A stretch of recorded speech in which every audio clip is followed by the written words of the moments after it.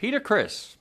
Well, Peter Criss is a true rock and roller. If there was ever a rock and roller, someone meant to be, Peter certainly has been there, done everything, and certainly had his ups and downs in life, but is truly the ultimateness in what you'd feel as a rock and roller.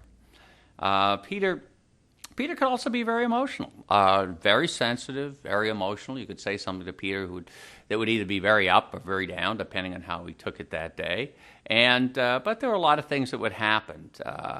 Because he was so emotional, sometimes he would do things to get attention, but sometimes he would hit his hand on something because you'd say, "Oh my goodness, you're the drummer, Peter. Why did you do that?" "Well, I'm not sure today. I really can do this today." And he'd go through some heavy emotions, but he would also be a wild one. I remember one great party that Peter threw in his house up in Connecticut.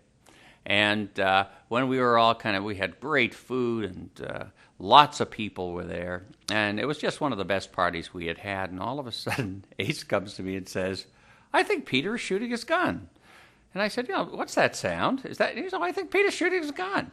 And I said, "Oh, no, we're in the house." Well, sure enough, Peter comes downstairs, and as he's coming down the stairs, he's shooting his gun into the ceiling. When you can imagine people jumping over chairs, jumping behind couches, running into the kitchen, running out of the house.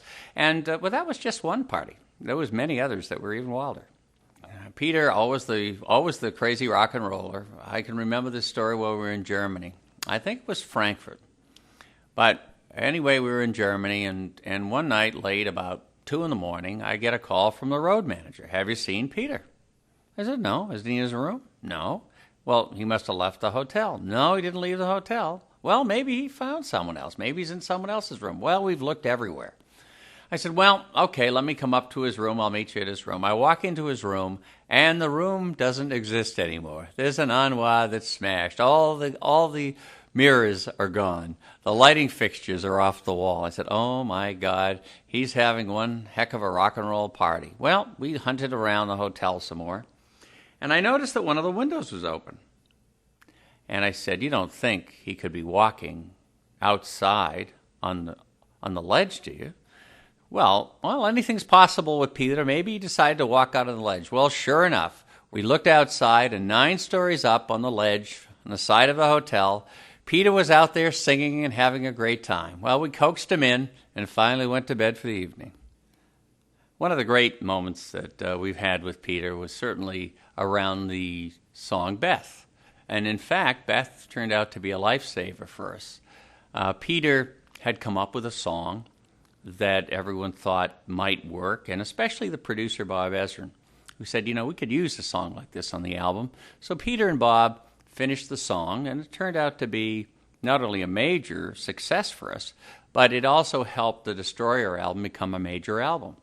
It was the biggest single that the group has ever had, and it was because of Peter Criss, because Peter came up with an idea and a song that initially the guys really didn't want on the album. Gene and Paul thought it wasn't a Kiss song, and it certainly wasn't a typical Kiss song.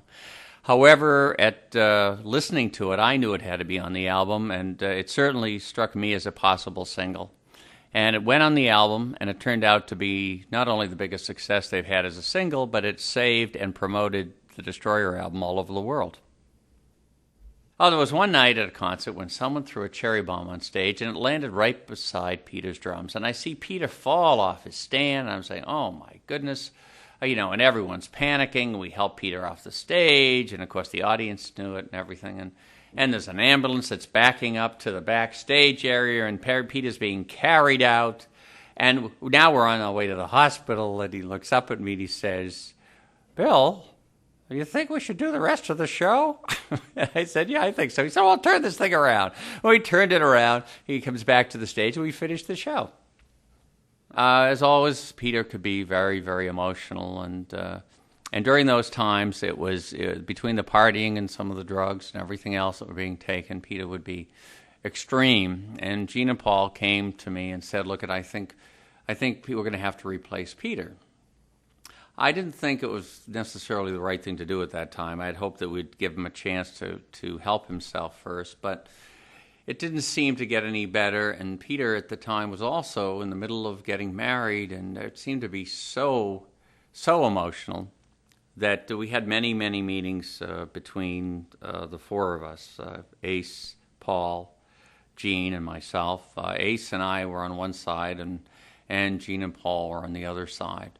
The decision was finally made, and we had that final meeting with Peter after he came back from his honeymoon and told him what was going to happen.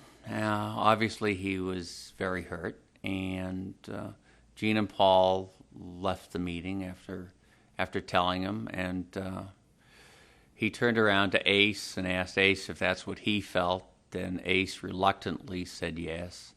And we finally left Peter alone to ponder what was happening, and it was a very sad and emotional day.